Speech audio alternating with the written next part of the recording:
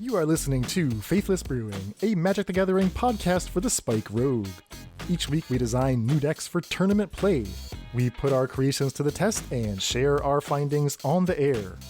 Rome wasn't built in a day, but Magic 30 in Las Vegas was sold out in hours. Today on the Roundup, Cavedan mulligans his way through a modern RCQ, Morde goes seal crazy with Resurgent Belief, and David channels the power of Starfield of Nyx in Pioneer. That's all coming up on Faithless Brewing. Thanks for listening and enjoy the show.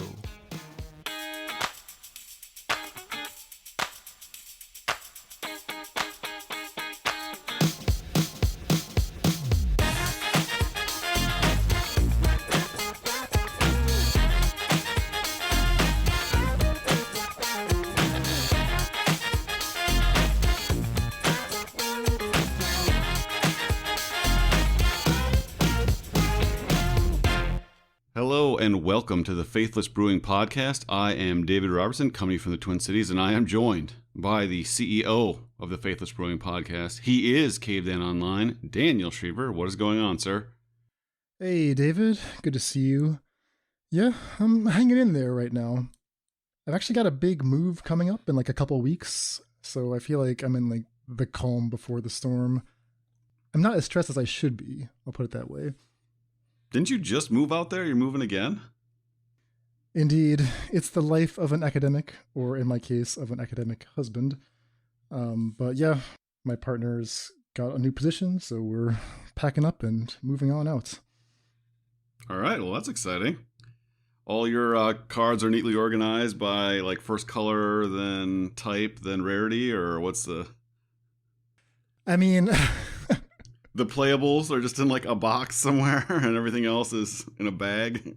I commandeered one of the closets. I imagine this is a common scenario for Magic fans out there. One of the closets, I have like a bunch of boxes, very neatly labeled. I'm proud of them. You know, they're labeled by color, by format, even by type sometimes. And then next to that, next to all like the shelf full of boxes is like the heap of extra shoe boxes, like bulk and extra stuff that isn't quite organized yet. But I just kept that out of sight. So there's a reckoning that's going to happen in the next 2 weeks or so.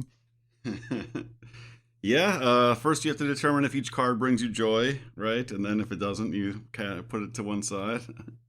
I think it's I light it on fire for every draft common. Well, yeah, big things are happening in the Magic world. It is the 30th anniversary of Magic the Gathering this year. We are a week away from the spoilers for Dominaria United. So as Dan moves, we will also be finding out about the latest moves in the land of Wizards of the Coast. Very nice. Smooth. So yeah, today we'll be talking about Dan's RCQ report. We will visit our Project Resurgence update. We have some early returns. They are, we'll say somewhat promising. But before we get into any of that, we need to do a little bit of housekeeping. Just a reminder, if you enjoy the podcast and would like to support us, the best way to do so is to go to patreon.com/faithlessbrewing. Join at whatever level you feel comfortable with. You get access to the Discord. You get to support the show. You get to meet a bunch of like-minded brewers and, hang out. And our newest patrons, we have to give a big shout out to. They are Roy R. You're going to have to help me with the pronunciation here, Dan. MYXA, is it Mix Amy Toisis? Tosis? I was hoping you knew. Myxomatosis? Myxomatosis, that's what I think it is. But I started to type that name in, and the spell check just changed 2 letters and was like, did you mean myxomatosis? I'm like, did I mean that? I have no idea. Well, welcome to them, whoever they are. Thank you very much. And then to Rick W. We appreciate everybody. And then we also want to give a big shout out to Bryger, also an elk, who increased their pledge. So thank you guys very much. Yeah, we really appreciate it. We cannot do what we do without the support of people like you guys. Yeah, absolutely. A big thank you to all of our patrons. Joining the Patreon at any tier gets you access to our Discord channel. We got a wonderful community there. And if you're interested in little perks, little merch, playmats, tokens, that sort of thing, you can find all of that at the Patreon as well. All right, so the big announcement today was the Magic 30th event in Las Vegas. They've been teasing this for a while, right? They said, mark your calendars. I put myself on the email list so that I would be the first to know whenever the details came out. And that turned out to be today. So we're finally getting to see like what the big party is going to be coming up October 28th through 30th. Yeah, so Halloween weekend, if you want to dress like your favorite Magic character, I'm sure there will be a lot of people joining you. So in addition to the Magic Fest experience with side events, tournaments, that sort of thing, there'll be panels, cosplay contests, etc. They're even having like 2 parties. One is general admission, one is like VIP only. You have to get invited somehow. I feel like this should be pretty awesome. It's hard to sort of parse through like what's marketing hype and what's real, but my understanding is that whenever there's any kind of event in Vegas, whether that's a Grand Prix or then a Magic Fest, those are the biggest draw, right? Everyone descends on the city there for sin and revelry and who knows what else. To have that be the epicenter for what is, a pretty cool event, the 30th anniversary, I think is going to be a big show. Yeah, Las Vegas, very pleasant at that time of year, and hopefully it's enough outside of the like sweet spot when a lot of people go there. The hotels and stuff won't be crazy expensive. I mean, that's the hope. This episode is coming out on Friday, August 12th, I believe. They've been saying that the information will be coming out for a while. They're a few weeks behind on that, so I'm not quite sure why, but I feel like everything's going to happen in a very compressed timeline now. I think the most pertinent thing is that tickets are already on sale. Like, tickets go on sale yesterday, that is to say Thursday, August 11th. And some of these events, just looking at them, I think they're going to sell out or possibly already will have been sold out by the time you're hearing this podcast, which is a little alarming to me. Yeah, I mean, I think that's part of the appeal, though, right? Is you have a bunch of different events.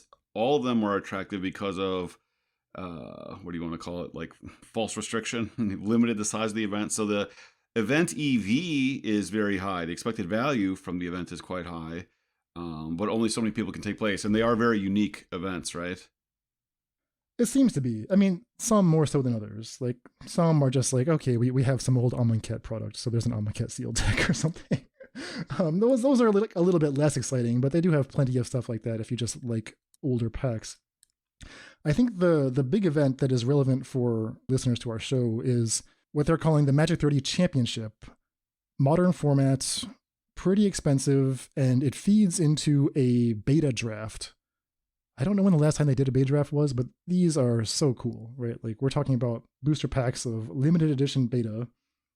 You can actually crack those open, draft with them, keep what you draft. Maybe I think last time they opened like a tropical island or something, and then underground sea. Who knows what's going to be open this time? It could even be a boat. Could even be a boat. So for the flagship event, if I can call it that, to be featuring Modern, that is both very exciting and it gives the competitive players some hope that yes, there's something for you if you come to Vegas besides just, core set through the ages sealed deck event for prize tickets, which they also have. But if you're hearing this and you're like, oh yeah, I was kind of interested in that beta draft, I urge you to just stop what you're doing, check the website immediately and see what the situation is on tickets. I suspect they're going to sell out within a day. I was looking through the details, and there are really not that many slots set aside for this beta draft thing. There's 4 qualifier tournaments that run throughout the weekend. Each qualifier tournament is capped at 224 players. So if you add that all up, that means that only 896 slots are available to even attempt to qualify for the beta draft. Think about modern Grand Prix back in the heyday of the Magic Fest circuit. You would routinely clear 1,000 players for modern events. Some of them had 2,000 or 3,000 players. So now you're talking about, the flagship once in a lifetime beta draft event only available to 896 players. And that's assuming that each player can only register once. If I'm reading this correctly, you can actually register for all 3 of the qualifiers. 2 are simultaneous, but in theory, you could register for 3 at once. And then we're talking about less than 500 players get a chance to even compete for this. I want to see the math. Obviously these print runs are done. So how many boosters of Antiquities and Arabian Nights are left on planet Earth or beta, right? Like eventually there won't be any left. That's a haunting thought. Yeah, I remember it must have been the first round of beta drafts from the 25th anniversary. Someone had like won the draft and the prize was an alpha starter deck. And the question was, what are you going to do with that starter deck? You're going to crack it, you're going to sell it, you're going to keep it in your vault forever. And the person who won it said, well, they're definitely not going to crack it because they feel like every time there's a pack like this is open, there's just a little bit less magic left in the world. That was 5 years ago.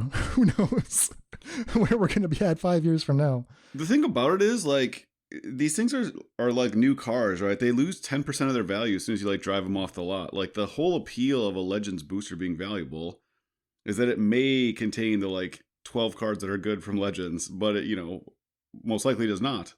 And the very narrow number of cards in Arabian Nights and even fewer cards in beta. So it's like, yeah, just like lingering, the giant, in the hill is very scary and ominous and majestic. But when he's like stumbling through town, like tripping over your house, it's a little less scary. So yeah, I like the idea of just like hanging on to these things, like preserving the illusion of what Magic was, which it's really moved far away from, and for better or for worse, in many ways. So.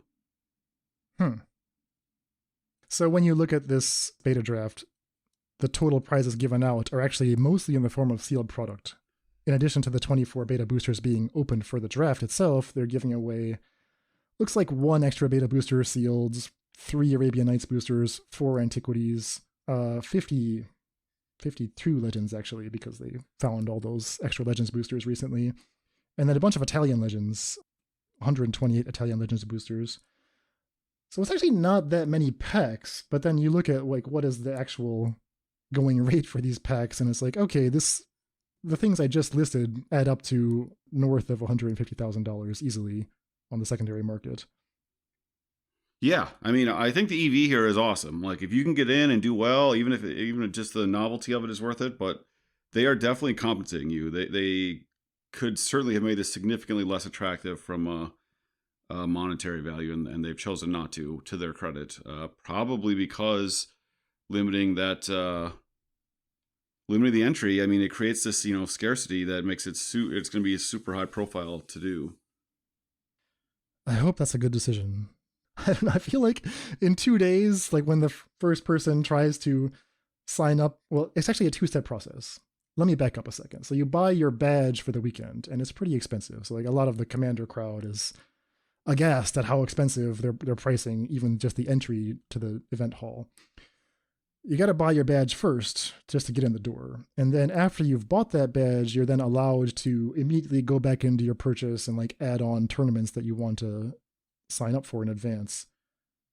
So you could buy the badge, book your tickets, whatever, and then like excitedly go back and sign up for the modern events and realize that they all sold out yesterday.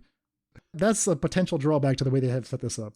Limiting this to just, what would I say, less than 900 players who can even attempt to qualify, a risky choice, I think. Like, why not at least let more people sign up? You don't have to change the EV or anything, tweak the numbers to make it make sense for you, but, just rent an additional hall so you have a little more space. It's really strange to me that they would make the space limited in the flagship event. I mean, I think the main lesson from the last couple of years is that they've realized that these events do very little to actually like drive Magic, or at least the Magic as they consider to be most profitable. So they have taken that lesson and like pushed it to its ultimate extreme. I suspect an event like this won't even exist in the 40th anniversary. Okay. So you're saying that like this event is not actually the flagship event. It'll just be like a blip on the radar. I mean, it used to be these flagship events wanted to show like Magic was a to-do, right? And in theory, there was some kind of, maybe nebulous, maybe hard to define on a finance spreadsheet output of this is a cool event, people went here and had a blast, and then they post positively about it on social media, or they write articles about it on starcitygames.com and channelfireball.com, and then people build decks or get excited about all that. And that is not the marketing plan of Wizards anymore, right? The Pro Tour is a significantly smaller thing. There is no Hall of Fame. There is no Star City Games really writing about events. Channel Fireball was purchased by TCG Player. So I think right now, like, Arena just makes so much money. All the nominal benefits you're getting from these kind of events is just a rounding error to them. And so they do it, right? It is still free promotion, but all these modern business guys are obsessed with scarcity. You know, it's like all these idiots buying space in the metaverse and they were stunned that the prices went down. It's like online space is false scarcity. No one gives a shit. But this is real scarcity. There's only so many spots. People do want to play it. People will pay a very high premium. And I have to say, to defend Wizards, no matter what they do, Twitter is just full of like miserable people bitching about it. So if they made it 1,500 spots, the 1,501st person would write a long treatise about how Wizards let them down. So I don't know that there's enough motivated reasoning for them to try to be more inclusive or player friendly or however you want to parse it for this particular type of event. Possibly so. Yeah, trying to win over the social media response is a lost cause. But if you want to see my Twitter thread rant, it's on our Twitter page. There you go. I am player 897, and cannot believe it. I've had enough of this nonsense. Never been so betrayed. But yes, so the takeaway, at least for our listening audience here, is if you were at least pondering, like, oh yeah, Vegas, Modern, I should look into that. Go look into it now. Better safe than sorry. Maybe I'm wrong. Maybe, people will balk at the price and it will not sell out, but I suspect it's going to be sold out very quickly. And you can always, if you don't want to play, you don't get in the tournament, you just take your $500 and put it on black. You're in Vegas, man. Turn that into a cool 1,000 and, have a good rest of the weekend. Lady Luck. She will. Bring her as your +1. She will be kind to you. If you believe in the heart of the cards, you can bet on black. So, other MTG news. David, you mentioned that Dominaria United previews are beginning officially a week from today. We have the first part of the story arc. I read through it. It was alarming enough. Karn is on Dominaria, and the Phyrexians are there. Not a huge surprise. Does this do anything for you? I mean, does Dominaria resonate with you at all as a Magic dinosaur? I mean, it doesn't resonate with me, but I didn't read the novels or anything. Damon unironically really recommends the original Magic books that are all set on Dominaria. Set into the kingdom of Benalia or whatever, and I don't even know who the main characters are because it predates Planeswalkers. Yeah, so I think for people like that, it's cool to return, right? People are really excited every time we come back to Ravnica. People have become very excited every time we come back to Innistrad. So, the world of Magic doesn't mean very much to me. The narrative parts of Magic I think are incredibly weak compared to, we can go through the archive of all fantasy. But it means something to somebody. And, I'm not here to yuck anybody else's yum. People get really excited about this stuff.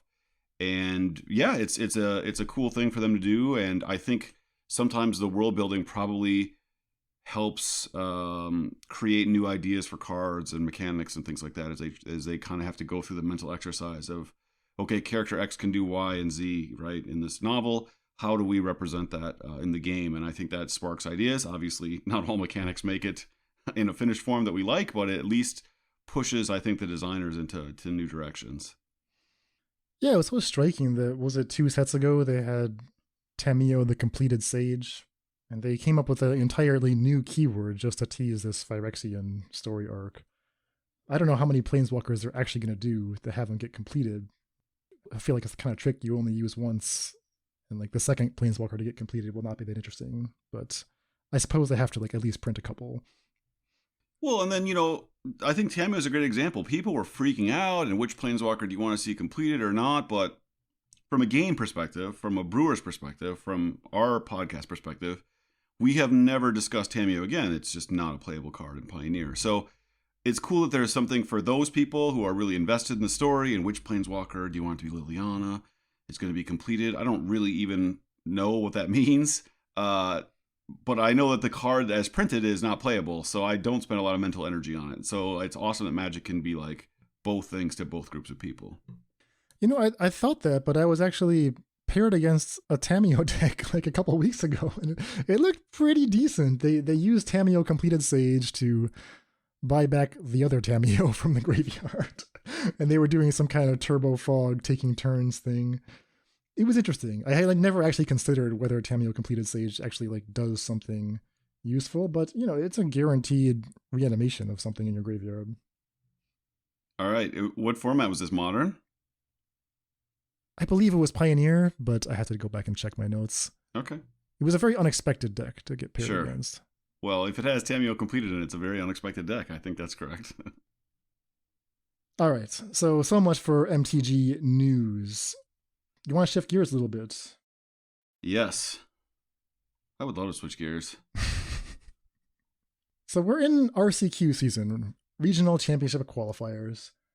For North American listeners, this means you have a chance to win your local RCQ at your LGS or somewhere else.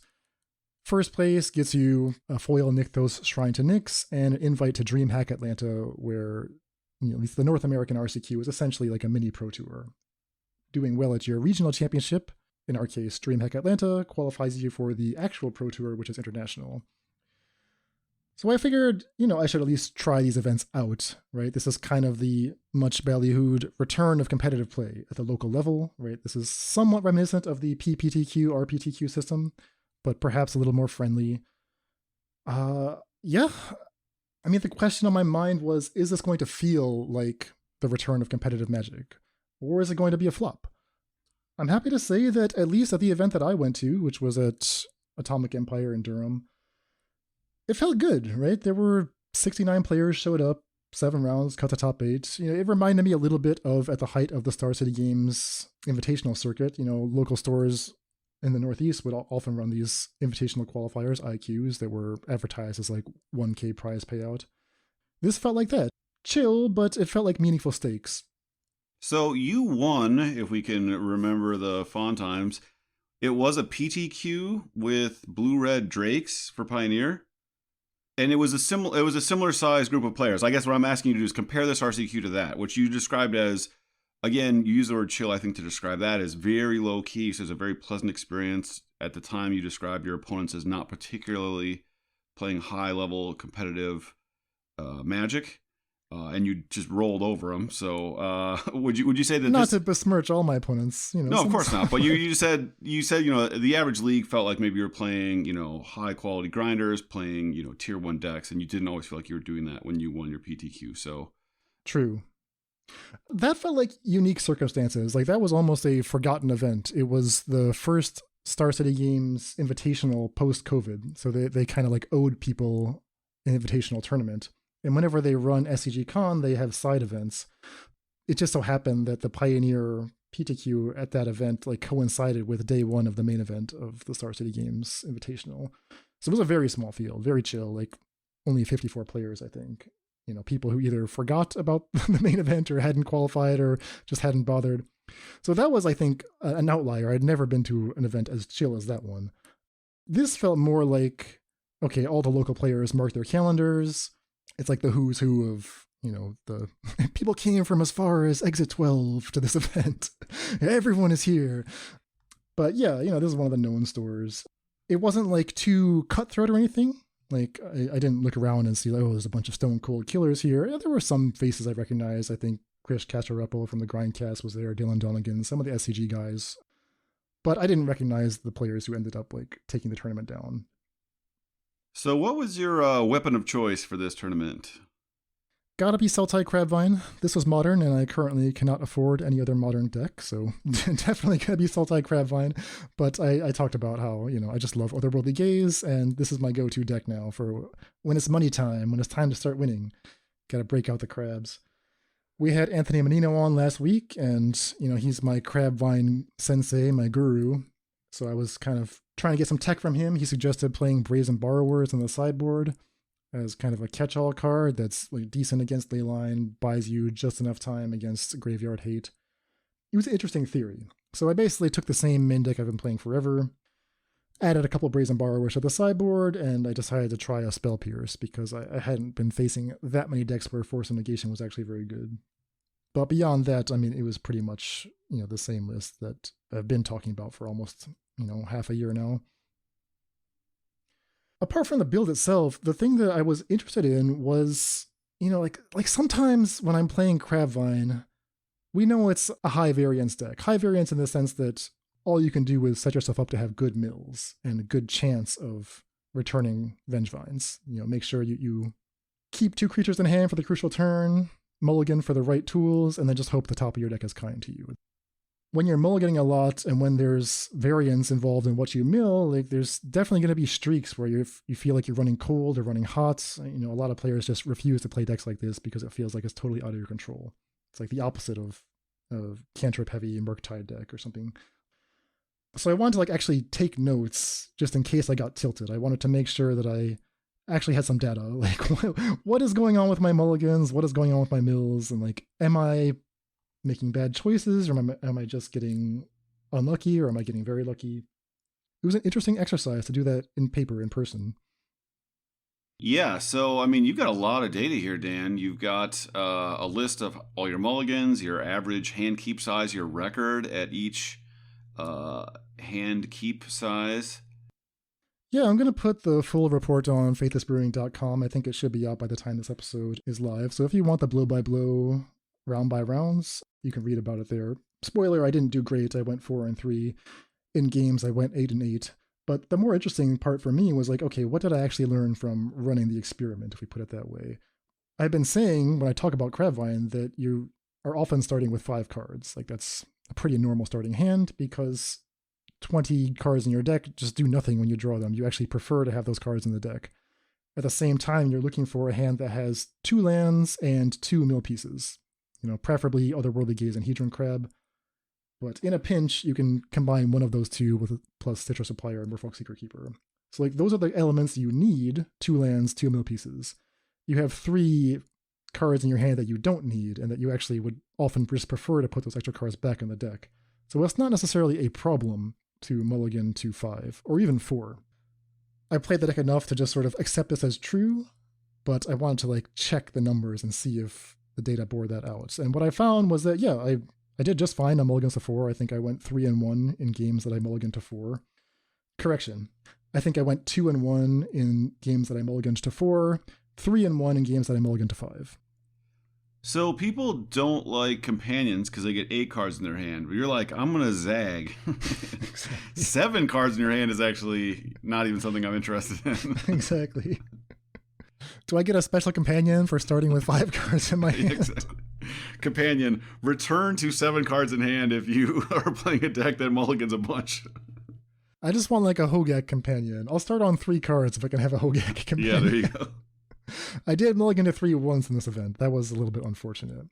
But yeah, the funny thing is, like, in paper, face to face across from a person, people are trying to be nice and friendly. And once they see you just like go for your 3rd mulligan in a row, their whole attitude changes. They get like very apologetic, like, oh man, that's tough for you.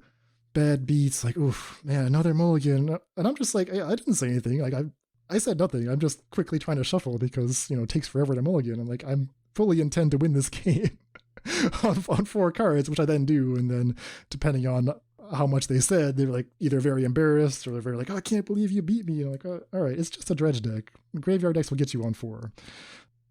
I don't know if this is advice, but just a caution that when you're playing in paper, don't make any assumptions about the opponent's deck, at least in game 1. In game 1 on a typical mull to 5 or 4, in the dark, I would expect to be playing Tron. That's the deck that I feel like mulligans the most to hands that low. Obviously, Tron's just trying to assemble Tron. They can do it with 3 very specific pieces. So I would never be comforting a Tron player as they're mulliganing down. I'm just like, oh, exactly. This filthy rat. I'm so glad that hopefully justice is being done here. But then it turns out you're kind of playing a hero deck, so then I would actually feel bad. Yeah, multiple players mentioned Tron. They're like, oh, I know what you're on. You're mulliganing so aggressively. Yep. And I think one player even cost themselves badly because they turned out to be on Crashing Footfalls, a build that played Gemstone Caverns. And so they had mulliganed once, I think. And they immediately, once we were finished mulliganing, they played Gemstone Caverns and imprinted Dead and Gone onto it. Mm-hmm. which is actually a great card against me. That Against you, yes. picks off my crab and really shuts me down. But they just assumed that I was on Tron, so they like put the dead and gone away, and I think that cost them huge because I just 2-0'd the match on a mulligan to 4 in that game. Yeah, beautiful. So yeah, if anyone wants to read a treatise on Salte Crabvine in the modern metagame, Dan has it all. I mean, there's so much information here. I played in your absence in a Mana Traders event and was totally bewildered by the deck. You gave me some like simple if-else statements basically to follow. I was frustrated in the way that you were describing earlier, in that I felt like I had very little agency. And I felt like the opponents that I lost, they just had graveyard hate on like turn 2 and 3, sometimes in game 1. Just like, man. But then, when the deck does its thing, it just feels so sweet. You just roll these people. It's like, how can this be? Yeah, you found yourself somehow paired against a red-green Titan Shift deck that was splashing for 4 main deck copies of Hidetsugu Consumes All. Yeah. Well, A, that's a nuts build, but also, like, what the heck? Yeah, so it kills the crab when it comes into play. And then the next turn it sweeps your graveyard. It's just like, this dude knew we were coming. Yeah. Well, now that Luris is gone, nobody's playing that card anymore. So if Crabvine interests you, or if like mulligan theory, that sort of thing is of interest to you, I think there's lessons to learn from Crabvine, and I do recommend checking out this tournament report. I'll put a link to it in the episode description of this episode here. As far as like RCQs themselves, overall very positive impression for me, at least the one that I went to. The metagame was like pretty narrow. Like I saw a lot of tier 1 decks, awful lot of hammer, lot of 4-color, lot of Murktide, and I guess Amulet is popular in my area. So it was like the known decks. I didn't see that many brews, but I do want to give a special shout out to one of my opponents who was playing what looked to be a hammer deck, but then they also had Quest for the Holy Relic as like a secondary plan. Do you remember this one, David? Oh yeah, it was kind of a sweet standard deck in the age of like Cawblade. This was like the all-in combo deck. So it's a white mana enchantment, and the original Zendikar had a bunch of enchantments like this that were quests, and you had to complete whatever the task was. People, of course, remember Pyromancer's Ascension, right? Because that was briefly a tool used in Storm. When that gets its third counter, then every time you cast a spell, an instant or sorcery, it's copied. This was, I believe, every time you cast a creature spell, you put a counter on it, and when it gets its 5th counter, you get to sacrifice it, search your library for an equipment card, put it into play, and attach it to a creature. So at the time, the equipment it was searching for, this is how long ago this was there's a 6 mana equipment in Zendikar that when the creature, it gives +6/+6, and when that creature attacks, you get to Desert Twister, you get to Vindicate a permanent. Yeah, Argentum Armor. Argentum Armor, yeah.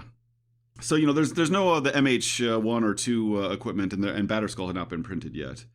So you'd play, like, Memnite was free. There was a 1-white 2/2 bird in the Mirrodin that came right after that bounced an artifact back to your hand. So, like, Memnite plus that on turn 2 is 3 creatures already. So you had these ways to, like, turbo out... Yeah, the Glinthawk, Ornithopter, Memnite. Yeah, exactly. And then you're like putting Argentum Armor on your Glinthawk, you're attacking for 8, you're blowing up their, whatever, Stoneforge Mystic. It was a thing. You sometimes could you saw people try it when Modern was new. I saw a bunch of people trying that deck combined with Vengevine because you have all these triggers that could, but there's too many moving parts, but. Yeah, the player that I encountered who was running this deck, I think they had like a middling record 2-2 or something at the time, but they immediately kept 7 and then didn't play any lands. And I was like baffled by this, right? So I'm just like, all right, just doing my thing. Here's my Vengevines, here's my Prized Amalgams, go to game 2 or whatever. But I had to ask, like, what happened that game? You kept 7 and did nothing? And he's like, well, I had the turn 1 Argentum Armor. He like showed me the hand. It was all these 0 drops and a quest, but he didn't have the planes. Oh. You gotta shoot your shot sometimes, I guess. Could you have beaten it? I mean, is it possible he could have done this thing and lost? I could not have beaten it. I think that, the reason why this plan is a little flawed is like solitude is a thing now. So even, Argentum Armor Pass is not going to work. Emrakul Pass is not going to work. Yeah. But it's cool to do it every once in a while. So Argentum Armor is a full-on Vindicate. It can destroy lands. I just couldn't remember that part. It can, yeah. Okay. +6/+6, and it destroys anything. Yeah. What a card. Yeah. All right, so enough about modern RCQs. I think the last order of business for today's episode is we want to follow up for the next installment of our current monthly project, which is all about the card Resurgent Belief. Emmy and I talked about this last Monday, and we didn't get through everything, right? We talked about like some of the best enchantments in different categories. We talked about ways to put the deck together in Modern and some ideas from our Discord. But there's much more, right? We're just scratching the surface. So we have a little bit of results now. Morde got to play a league. And David, while you were not able to record with us last time, you did some thinking about this as well. Thinking at least in Pioneer, where Resurgent Belief is not actually legal, but, maybe there's an equivalent concept, something that is spiritually the same deck that we could think about there.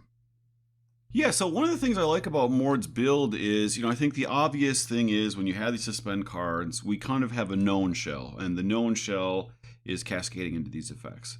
We have 3 different Cascade decks that are commonly played in Modern, right? We have Rhinos, we have Living End, and then we have the red sorcery that exiles all your permanents, and I don't know what that's called. Escape from Eternity or some... Glimpse of Tomorrow.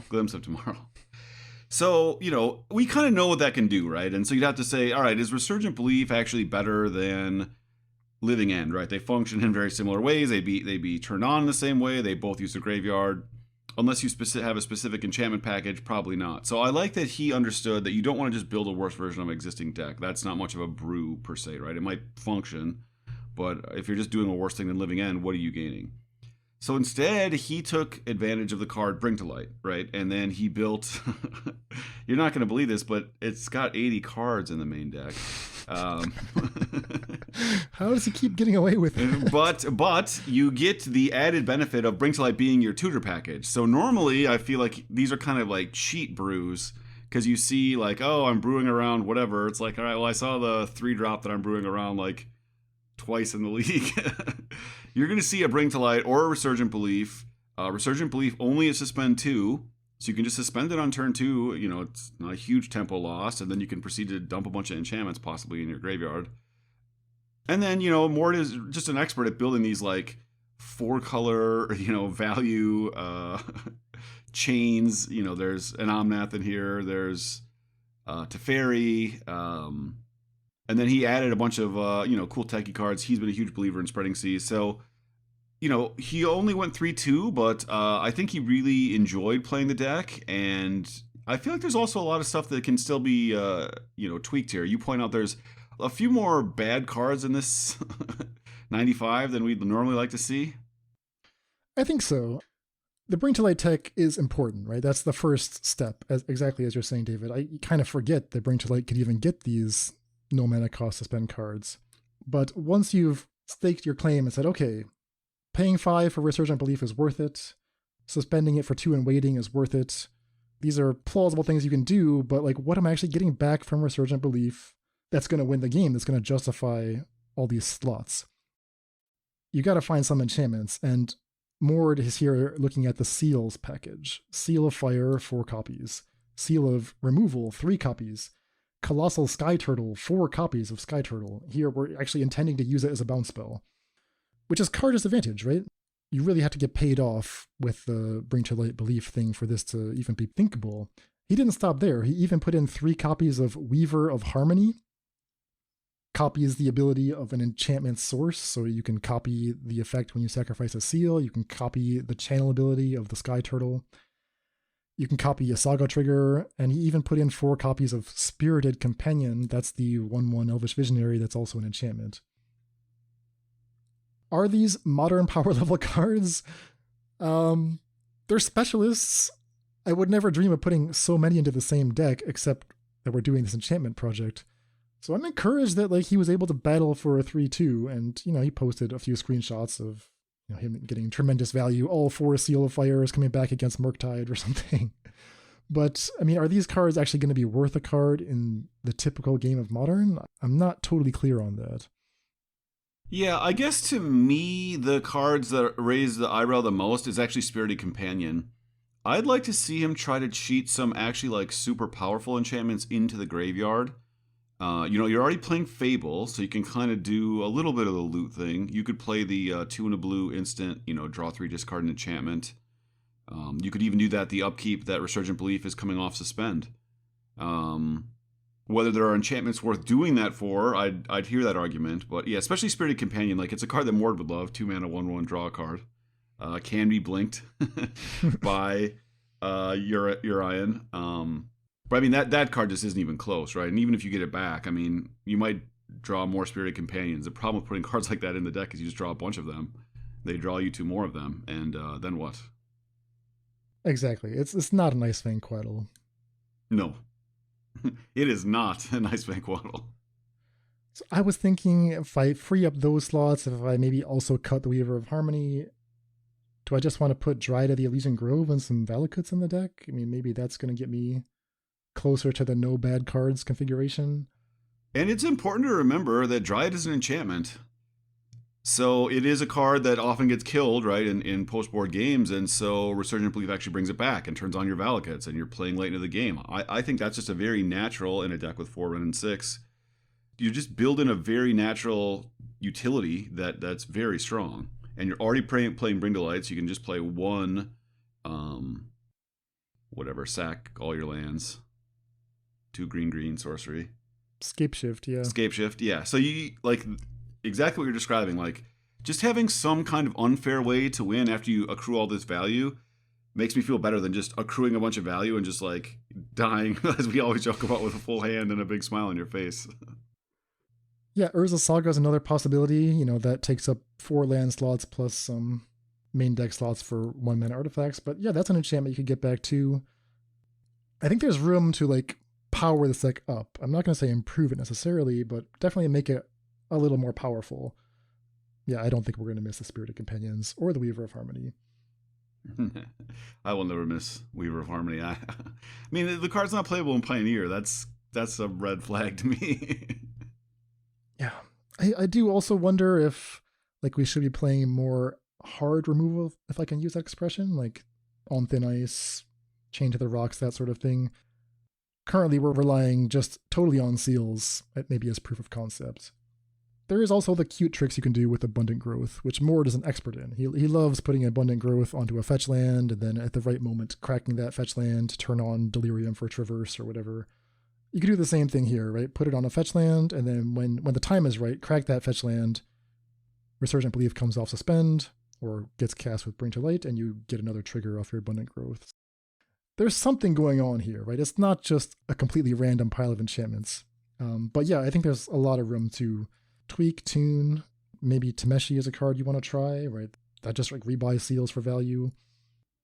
Yeah, I mean, you could even play like Enchantress effects. Yeah. That may be just worse than Omnath, but as a one-of, it's not necessarily like a worse than Showdown of the Scalds. Love me some Eidolon of Blossoms.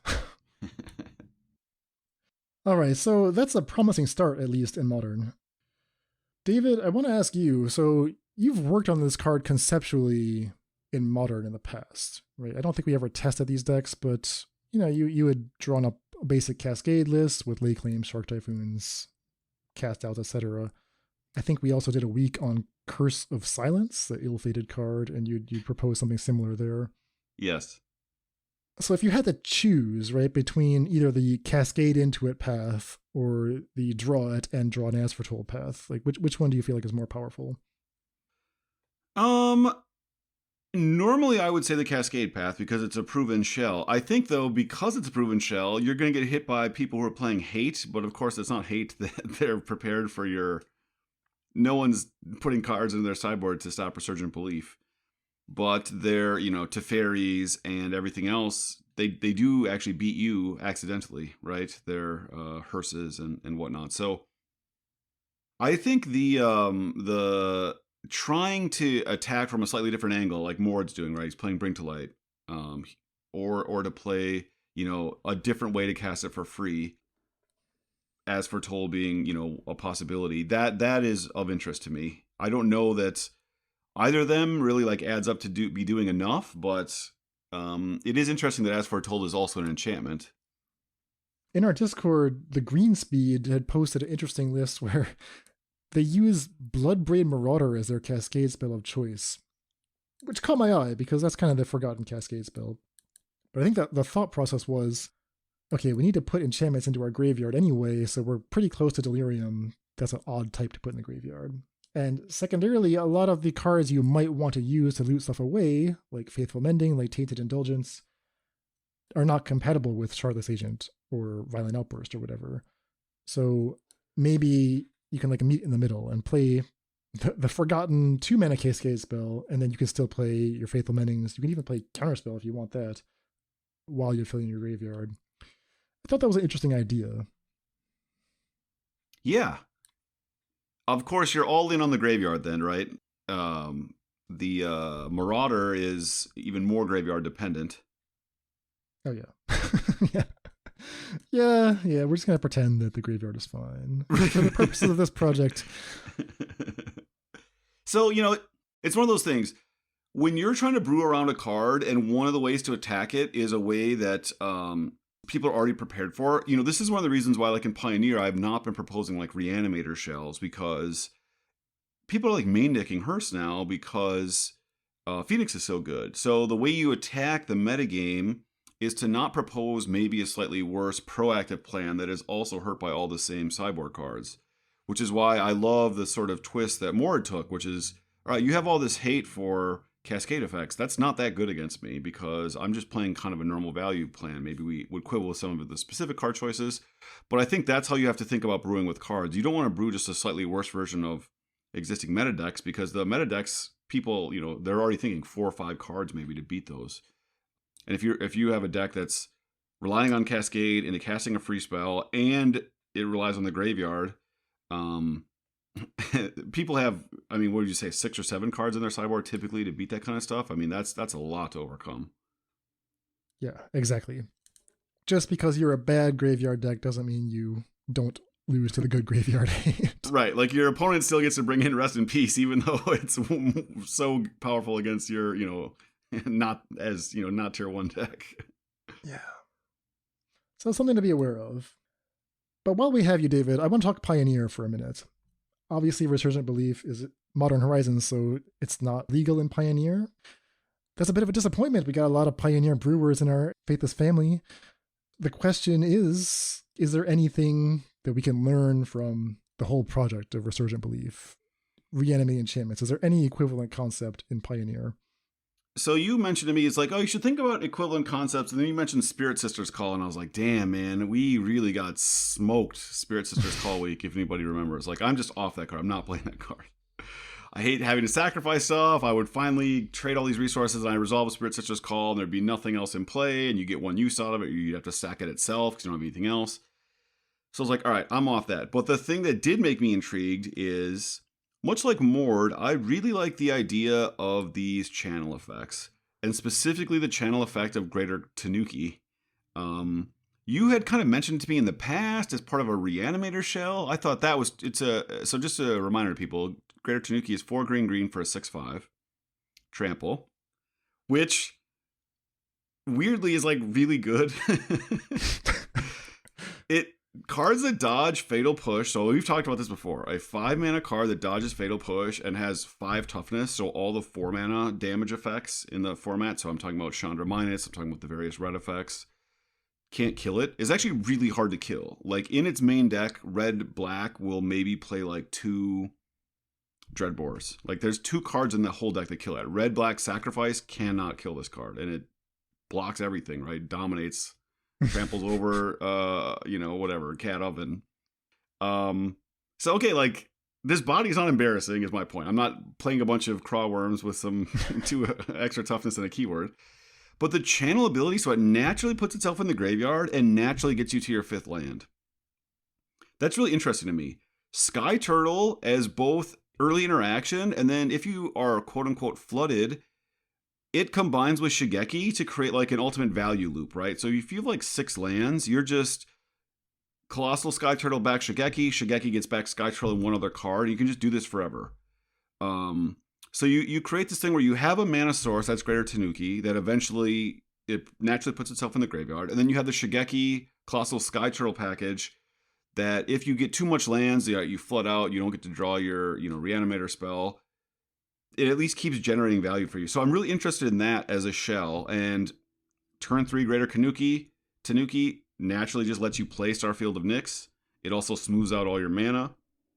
And then Starfield of Nyx, yes, cannot be used at the end of turn like Spirit Sister's Call, but doesn't involve sacrificing anything. So you'll just naturally in your next upkeep just get a free Greater Tanuki into play, and then you have 5 or 6 mana to cast spells or cycle spells to get back in your next upkeep. So I'm really encouraged by this shell, which is just straight up 4 Shigeki, 4 Wolf Haven, 4 Colossal Sky Turtle, 4 Greater Tanuki, 4 Cast Out, 4 Starfield of Nyx, 4 Shark Typhoon. So even though our deck is full of all these quote-unquote expensive cards, they can all be just turned into another card. They can all just start cycling through your deck for very cheap, right? I see the concept there. My question is, at what point do you actually start to stabilize and then win the game? Resurgent Belief does it all at once, right? Resolve it, everything happens. Starfield, pretty slow, right? Cast it, wait a turn, get one thing back. So this is essentially going to be like a pretty long game control deck. Are you essentially using Starfield for value for a series of turns until the opponent succumbs? Yeah, that's exactly right. So my perspective is that right now, if you want to be a mid-range deck, you just have to be able to execute 3 2-for-1s, and then red-black cannot beat you. Okay. So if you can execute 3 2-for-1s, you will beat red-black. Their clock is super slow. So can you do that? And then after you do that, can you develop a reasonable game against the other poles of the format? So after board, do you have a chance against the combo decks and Phoenix? Can you beat the slow artifact or the aggressive creature decks? So we're main decking multiple Wrath of Gods, and then we're going up to the full or Supreme Verdict in Pioneer. Sorry.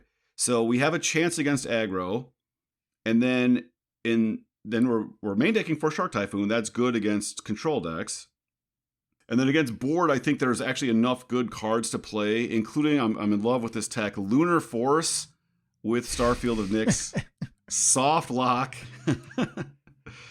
Drink it in. So yeah, this is a deck that I think can dominate red-black. So I think it's a better mid-range deck than red-black. Can you do enough on the edges to give a game against the 2 poles? That's the question that we're trying to answer. I've got this deck heavily edged with main deck 3 sweepers to try to beat aggro. And then we're hoping to be able to adjust and beat the more controlling decks in the post-board games. Would you consider, I know this is irresponsible, but splashing Fires of Invention? Just looking at the cards in here, Shigeki, Sky Turtle, Shark Typhoon, I mean, they really appreciate having your mana free. Yeah, anytime you're playing channel effects, and we have 12 of them, plus we're playing cycling effects, Shark Typhoon being one of them, that is interesting for Fires. The thing with Fires, though, is you need a lot of card advantage, and we don't have that effect here, other than specifically just Shigeki being active or channeled. So that makes me nervous. So you're satisfied just paying full price for Shigeki, using your turn to get something back. Yeah, I mean, Shigeki is another card. You'd play it on 2. If they don't kill it and it is resistant to Stomp, you activate it on turn 3. It puts cards in your graveyard, and then it leads naturally to a turn 5 Starfield, if you have it, right? So it functions as turn 3, it adds another land to play, your 4th land, and then on turn 4, you play Starfield with probably Shigeki milled something because we're playing all these enchantments. Yeah. The other thing that happens is they kill your Shigeki.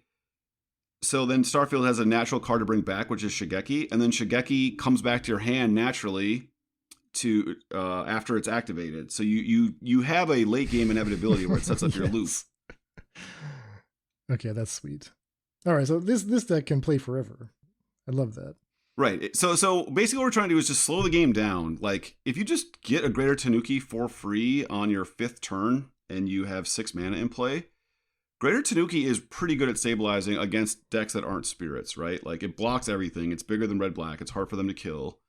And if it dies, it's just going to come back if Starfield of Nyx is in play. And then you just have 6 mana to not die that turn. And if you just survive like one more turn, you won't lose to any other deck other than, again, spirits, which we're never going to beat. No, certainly not. But that's fine. All right, so that's Starfield of Nyx, Pioneer Legal. Do you have any hope for the card Brilliant Restoration? This is 3 white, 7 mana total. Return all artifacts and enchantments from your graveyard to the battlefield. It's open the vaults for 1. Open my vaults, but not yours. I don't have a lot of faith in it. There's no way to cheat it in the format, right? So you're just paying the full 7. 7 mana is a ton of mana, right? The only deck that's playing 7 mana spells is the Lotus Field deck, and it's playing a 7 mana sorcery that wins the game. In theory, this is a 7 mana sorcery that wins the game. We need more enchantments that would naturally ramp us. So you have to play Greater Tanuki, I think, to ever hope to get to 7. So that's, I'm obviously excited about Greater Tanuki. There has to be other enchantments that do this, and there are very few. There's a 3 mana enchantment. The Omen, the Green Omen, is a 3 mana enchantment that ramps and then can sack itself to scry too. I mean, that's a pretty bad card. Wolfwallow Haven is fine.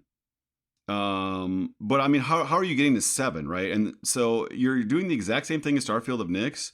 Your payoff is better that turn if they haven't done the thing is, like, Starfield of Nyx is actually better against the commonly played Graveyard Hate main deck. Because the commonly played Graveyard Hate main deck is basically just Graveyard Trespasser.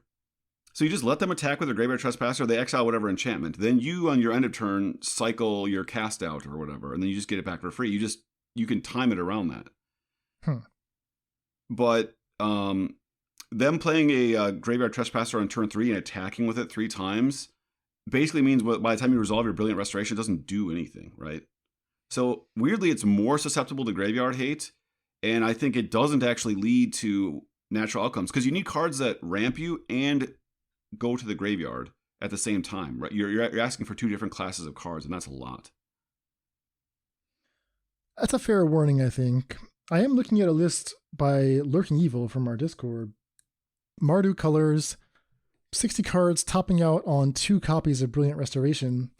The way that Lurking Evil solved the dilemma you just posed is they said, okay, well, I'm basically not going to ramp, right? I'm just going to play super controlling, and at some point in the game, I'll get to 7 mana sources, which plays into the strength of the Mardu colors. And when I look at the enchantments you get to play in Mardu, I see a lot of cards that, I'm nodding my head like, yeah, these are actually pretty decent, right? Not just cast out like in your Bant deck, but Oath of Kaya is decent, Trial of Ambition is pretty good, Fable of the Mirror Breaker is a big one, 4 copies of that. Couple Baffling Ends, Omen of the Forge is a little shock effect, Birth of Melitis. So, it's just adding material to the board. I think between Fable of the Mirror Breaker and Birth of Melitis, you're setting yourself up for a longer game where you're at least making land drops, if not ramping. Couple Meat Hook Massacres, couple Starfield of Nyx, and they even got a couple Doomwake Giants here. I mean, do you see anything you like in this slate of enchantments in Mardu that, would tempt you away from the Bant core? I love Fable the Mirror Breaker. I was considering playing a 4-color deck, literally just playing Fable as my red card and just hoping like Tanuki would get me there. I might still do that. I think Fable the Mirror Breaker is probably on rate better than any other enchantment in the list that I propose, and it's certainly the best card in the deck that Lurking Evil has here too. Because it's naturally a ramp effect if they don't kill your 2/2, and you're probably just going to literally like suicide it like as soon as possible just to get a treasure, right? But then it also naturally loots, so it finds your Starfield of Nyx in theory on that turn. So again, it can take you to 5 mana on turn 4 while being a search effect for Starfield, right? Other than like just the looting effects that we were talking about in the other my build. So I love the idea of 4 Fable. And I like the idea of staying alive. So this deck is basically just like mono removal. So it sort of echoes some of the other Mardu lists. I don't love some of the top end effects. Like, I don't think you want Doom Wake Giant, but I like the idea of just like playing a ton of removal, Fable to like loot through the extra removal you don't need to find your Starfield, or maybe even, maybe play one Brilliant Restoration. And then Urian is just like a very powerful card in decks like this because you have all these cards that have come into play effects. So I like that shell. That makes sense to me. Yeah. I see a couple of Warlock class here. That's actually a nice one. 1-mana enchantment. When you level it up for 2, you get to do a strategic planning. Fill your graveyard, find your next guess, set yourself up for good value from the graveyard, but the rest of the deck is not graveyard reliant at all, right? It's just a attrition removal deck. You could just win with the Sky Noodle eventually. I would probably put Urian in the companion zone just because Morde has influenced me, corrupted my brain. But I mean, when you're playing this many trials and oaths, I think you just have to. Yeah, I mean, there's just so many powerful come into play effects, right? Like, you also want a way to not flood, because you don't, okay, the deck I'm playing is not playing Fable, which is a downside, but there's not that many cycling effects here, so you can definitely get stuck, right? You just draw a bunch of births and omens and whatever, and it's like Urian will be a very crucial part of that. Doom Foretold is kind of interesting. Lurking Evil has that in their sideboard, not their main deck, but it's an enchantment. It leads to things getting eaten. Pretty decent card. Something to think about. Yeah, absolutely. All right, those are some pioneer concepts. Do they stay true to the mission of Resurgent Belief? We'll leave that to you to decide. But our project continues apace. We're just getting started. Going to keep testing some of these. I'll probably be working on Modern this week, but if time permits, I might try out this Bant Pioneer list, and we'll keep you updated on what we learn. Yeah, that sounds great. All right, I think that's going to do it for us for today. David, bid you farewell. I bid you adieu. Deck lists for this episode can be found at our homepage, faithlessbrewing.com. And tune in on Monday for new decks with Vivian's Arcbow and Getaway Car, plus testing results with our latest Faithless brews. Support for this podcast is provided by brewers like you. Join the Faithless family and help support the show at patreon.com/faithlessbrewing for Discord access, bonus content, and more. That's all for today. Stay safe, and we'll see you next time.